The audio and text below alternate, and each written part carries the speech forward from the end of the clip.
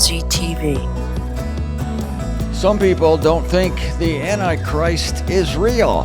They think it's a figure of speech for the evil within us all. Well, some of these people are probably some of the same people who think that Satan's not real. I've heard that even from some believers. A couple of people on this channel, I think, believe that Satan is just a metaphor for evil. Well, if that's the case, what's to stop Jesus Christ from being a metaphor for good? If Satan didn't really exist, then why would Jesus Christ really need to exist? They're all just metaphors. Well, we had two metaphors speaking to one another when Jesus confronted Satan in the wilderness and was tempted after 40 days of fasting. Do you remember that one? Oh, yes. Satan loves it when people don't think he exists. This is the kind of thing that happens when we don't follow the law of language, a rule of scriptural interpretation, which is literal, if possible. If it's not possible, only then will we revert to a figure of speech. This is Martin Zender. You are at MZTV. Welcome to the show. Going to do a little bit about the Antichrist today. Someone sent me an electrifying 1-minute video of DJT. Yeah, the orange guy. Going to speak in code. I think I'm safe on this show talking about what I'm going to talk about today. I'm going to be careful.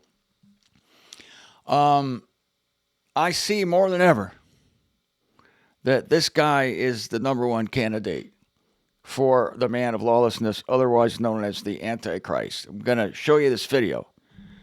It's astounding. I got tears in my eyes when I saw it. I'm going to tell you what I think happened the first time and why there's going to be a second time. I got a verse that kind of sort of is pretty interesting in that it backs this thinking up.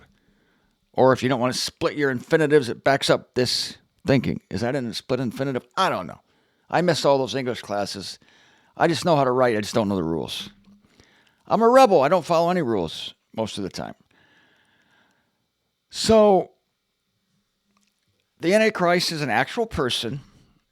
And the reason some people don't believe it is that, once again, they are trapped by God, trapped in their own cleverness. They think that it's just too obvious that it's going to be a cartoon show like Superman and Lex Luthor, like Luke Skywalker and Darth Vader. They think that, Christ against Antichrist. It's just too cartoonish. It's too James Bondish for some people's superior wisdom. And so, once again, those who are wise in their own estimation are trapped by God because, yes, there is a battle between good and evil, but the ultimate battle was already fought on the cross between Christ and Satan. So no worries about that.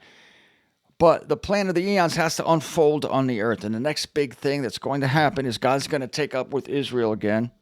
We know that. And there's a great tribulation coming. And in the middle of the tribulation, there is a man that rises up from the human race to become great and to become a false white horse rider, but who is fatally wounded, but then comes back to life miraculously and is at that time inhabited by a demonic spirit. And it is no longer the person, it is the demonic spirit animating the body.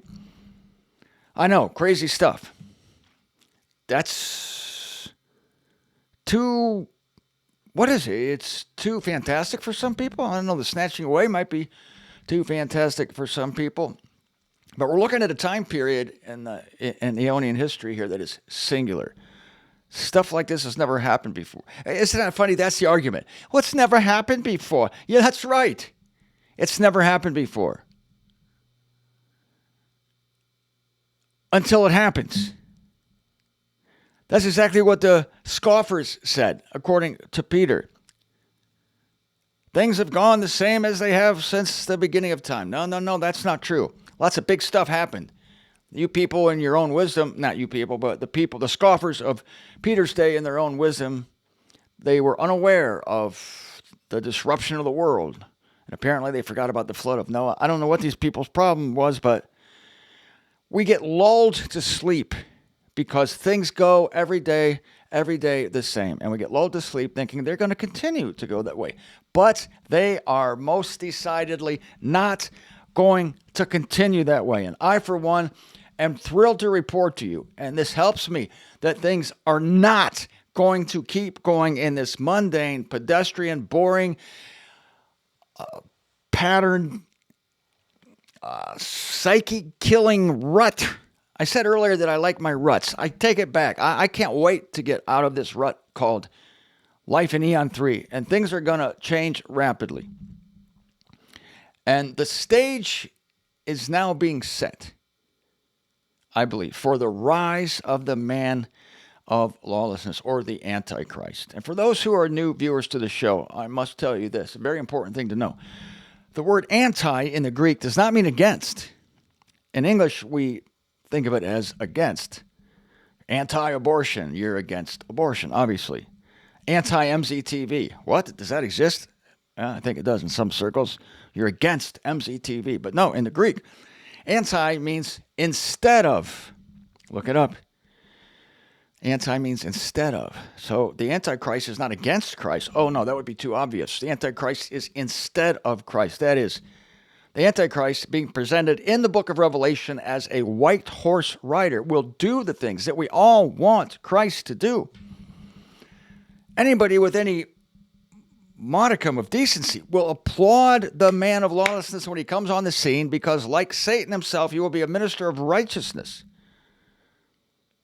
Satan disguises himself today as a messenger of light, and his ministers as dispensers of righteousness, false prophets, false apostles. And so when you're looking for the Antichrist, again, you can't look for someone obviously evil who said, I hate Christ, I'm against Christ. No, it will be, to most human beings, an acceptable substitute for Christ. Some people will think it is Christ.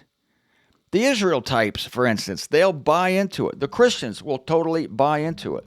You and I, we will applaud the things that the man of lawlessness will do, because he will bring law and order back to this world. And the world right now is in the grasp of this idiotic WOKE philosophy. It's supernaturally stupid. And it's hard to define it. It's definitely political correctness. It's people who, like sheep, like blind followers of the blind, they believe whatever insanity their leaders tell them. There's so many phrases I want to use, but I can't because of the platform that I'm on. But let me just say that the current administration in the United States is wrecking a great country. But it's being done purposely by them. But it's also being done purposely by God. And there are certainly wars and rumors of wars. And it is the result of weak leaders. We have a leader here in my country who, as one person described him, a rotting bag of oatmeal. Perfect description of our leader. And in many portions of the world, South Africa, many South American countries, there is a demonic push toward a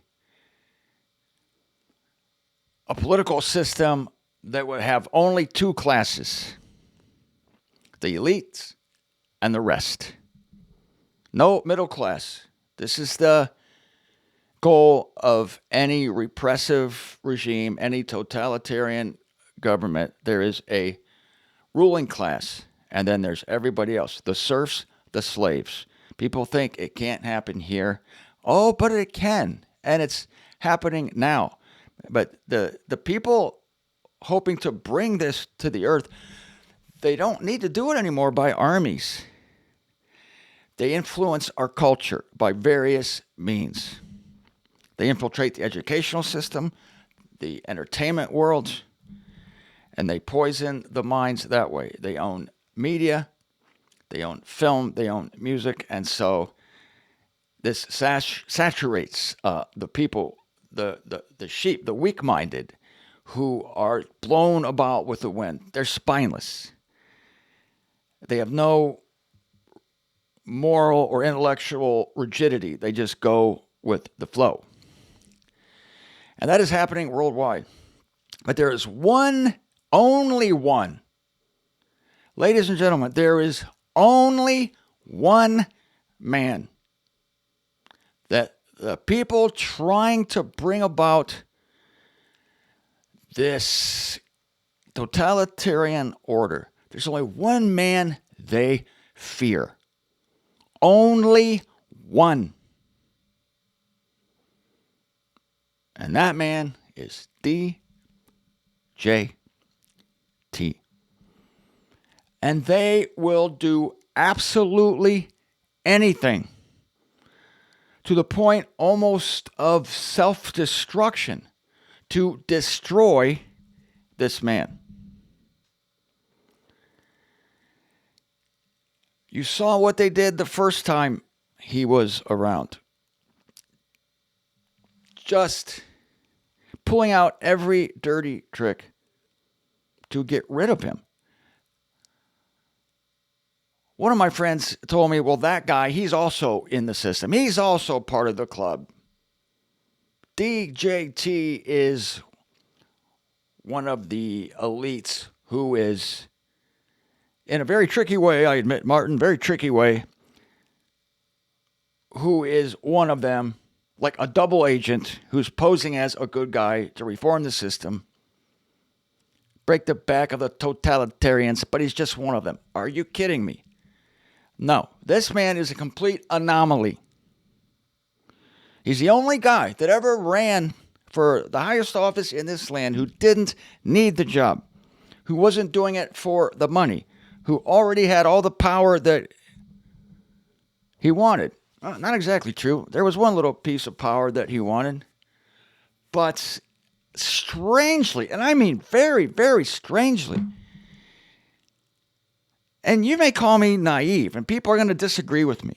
That's okay. It's not really okay. Stop it. Stop disagreeing with me. This makes sense. Just listen. This guy really wanted to bring nationalism back. To not make this nation a part of a conglomerate of nations, a union of nations that would bow to the behest of the United Nations and other world bodies. No, but would stand independently, one among many, e pluribus unum. The guy hugged the flag. Some people think that was a photo op. It wasn't. The guy is genuine. Now, in my opinion, sometimes does some stupid things. Yeah. Some people didn't like his mean tweets. Do you prefer a mushroom cloud? Well, there's a big mushroom cloud over there, but at least we don't have any more mean tweets. Well, it was so mean. But there's a mushroom cloud over there. Yeah, but there's no more mean tweets. We're on the brink of war as I speak to you. Rumors of wars. World War III? Anybody up for that? Actually, I am. I'm not afraid of nuclear holocaust. This sounds terrible, but I'm going to say it because I'm just honest. I want this crap to be over so bad. It's like if I knew that a nuclear warhead was heading for the U.S., I would hope that it would land right in Fort Lauderdale, right downtown at the corner of Las Olas and 3rd Avenue. That would be. And then if I knew that was the ground zero, I would run, put on my running gear, or if I couldn't make it soon enough, I'd just hop in my car and just bring it on. Land on my head. Yeah, that's what I think about this eon. So ready for it to be over. But the man of lawlessness is a conqueror. The man of lawlessness comes to deliver us from war. Did you notice this? The first time the guy was around, there were no wars. Why? Because he was a tough guy. Our enemies saw him as half crazy. They didn't know what he was going to do. That's what we want. He talked tough, and he backed it up. He didn't draw lines in the sand and then let people play beach volleyball over the lines in the sand. No, he meant it. People were scared of the guy. That's because he was so mean. All right, so what? It's good. It's good. I believe the doctrine in politics of peace through strength. Dictator types don't respond to peace treaties. Just ask Neville Chamberlain, the British Prime Minister before Winston Churchill, who appeased Adolf Hitler. It's fine. I got him to sign a peace treaty. Old Dolph signed the paper. We're all in good shape, gentlemen. How'd that go? No, these people only respond to threats and big sticks.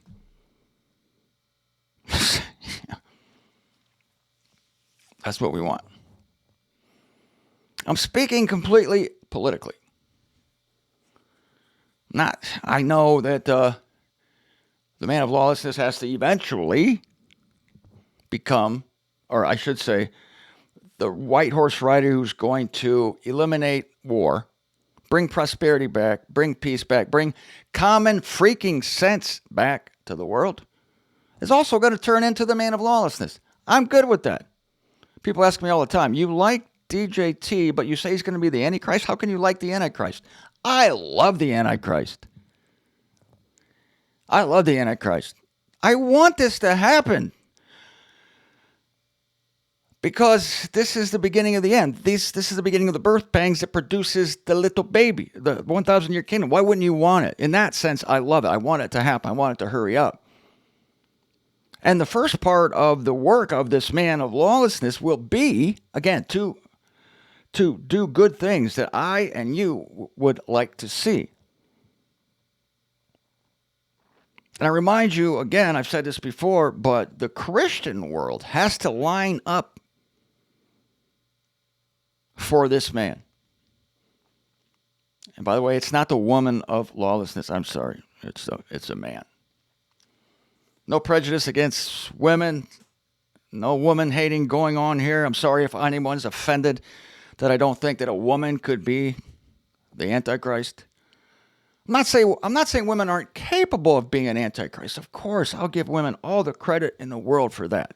They're all capable of being Antichrist. Well, not all of them, but I've known a couple. No, it's a man of lawlessness. And I know that when this man steps back onto the world stage, that it's game on. I want game on.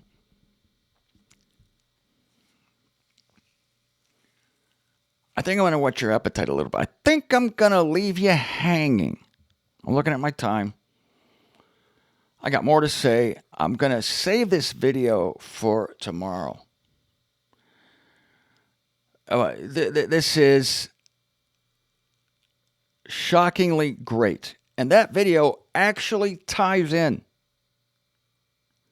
with a verse from the unveiling of Jesus Christ. I've mentioned it before in passing.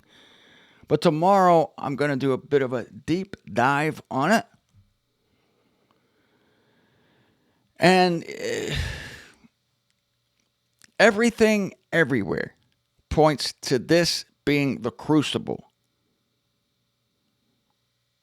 of the last days of this eon. When most people hear last days, they scoff. Not you, but they scoff. They got this crazy idea like the Mayan prophecies from 2012 that the world's going to end. And people think that when the world ends, it's going to just be a mass darkness and everything's going to be extinct. No, it's just an end of one thing. It's the end of a wicked eon and the beginning of a new eon.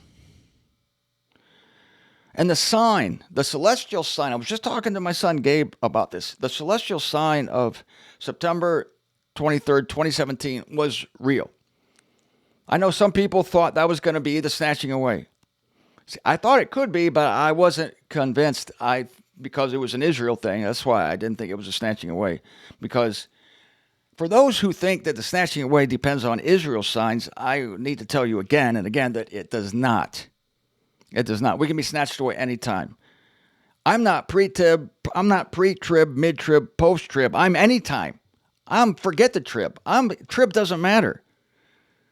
The only way it matters is that we can't be snatched away after it. We have to be snatched away before. At the latest is before the indignation starts in the middle of that last 7 years. Some people think that is when it's going to happen. We're not tied to it. We're not tied to times and seasons. We're tied to an evangel that does not depend on signs or seasons. So that's why we can look up every day in expectation. Every day. Somebody commented on my video saying that they don't think we're going to be here for 11 more years. And somebody said, I can't take it down here for another 11 years. I hear you. But there's no way anyone could know that, for one thing. Because, as I said, Paul presented the snatching away as a current help, as a means of comforting one another, a word of comfort, a word of expectation. And the great expectation is that it can happen anytime. So, the Antichrist is going to act instead of Christ. The Antichrist is going to be a hero. We are going to like the Antichrist for two reasons. The first reason is that he's going to do things politically that we will all like and that the world will like. Second reason is that we know this man will then be inhabited by a demonic spirit. It will no longer be the man. It will be the beast proper, an evil spirit known as the beast. And then it's game on. And that's the latest time that we can be snatched away. So tomorrow, I'm going to show you a video that's going to blow your mind, and I'm going to show you a scripture that's going to blow your mind. And we're going to talk in a little more detail about what will precede the return of this individual, and more importantly, what will follow it.